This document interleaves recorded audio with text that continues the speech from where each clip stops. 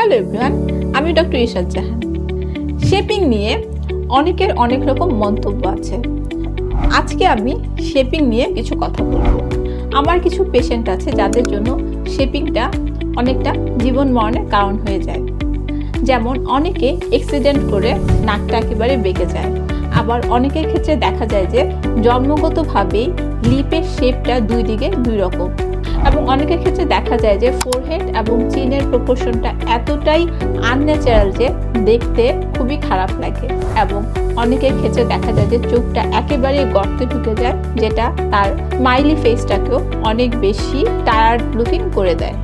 So এইসব ক্ষেত্রে shaping কিন্তু একটা মানুষের কমফোর্ট জোনটাকে অনেক বাড়িয়ে দেয়, সেই সাথে তার কনফিডেন্স লেভেলটাকেও অনেক বেশি বাড়ায়।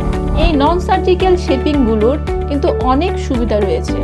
যেমন আপনি যদি একটা প্লাস্টিক সার্জারি করতে যান, সেক্ষেত্রে আপনার কিন্তু একটা বিশাল বাজেটের প্রয়োজন।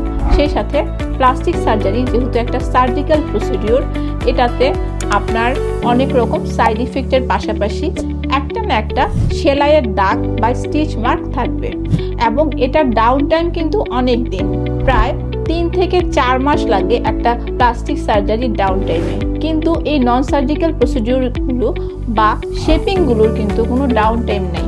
আরেকটা জিনিস, আমরা ইন্টারনেটে সবসময় খুব উদ্ভট কিছু শেপিংয়ের ছবি দেখি, যেটা আমাদের চোখে ভাসে এবং আমরা ভাবি শেপিং করলে হয়তো আমরা ওই রকম হব। কিন্তু আজকাল কিন্তু ম্যাক্সিমাম মানুষই শেপিং করে। ম্যাক্সিমাম মানুষ বলতে যারা সেলিব্রিটি, যারা নন সেলিব্রিটি, সবাই কিন্তু শেপিং করে। কেউ বলে আবার কেউ বলে না। যাদের শেপিংটা সুন্দর হয়, ন্যাচারাল হয়, তারা এটাকে রিভিল করতে চায় না। বাট যাদের শেপিংটা একটু আনন্যাচারাল হয়, সেটাই ভাইরাল হয়, এবং সেটা আপনারা দেখে ভাবেন আপনাদের চেহারাটা হয়তো শেপিং করলে ওই রকম হবে। বাট শেপিং কিন্তু একটা মানুষের ন্যাচারাল লুককে আরও অনেক অ্যাট্রাকটিভ করে এবং তাকে আরও অনেক বেশি কনফিডেন্ট করে। এছাড়া শেপিং শুধু লাক্সারি না, এটা অনেক সময় অনেকের ক্ষেত্রে প্রয়োজনও হয়। আর আমরা অ্যাস্থেটিক হাব নিয়মিত শেপিং করে থাকি খুবই প্রফেশনালি এবং সায়েন্টিফিক্যালি। আপনার যদি শেপিং রিলেটেড কোনো কোশ্চেন থাকে, you are welcome to Aesthetic hub.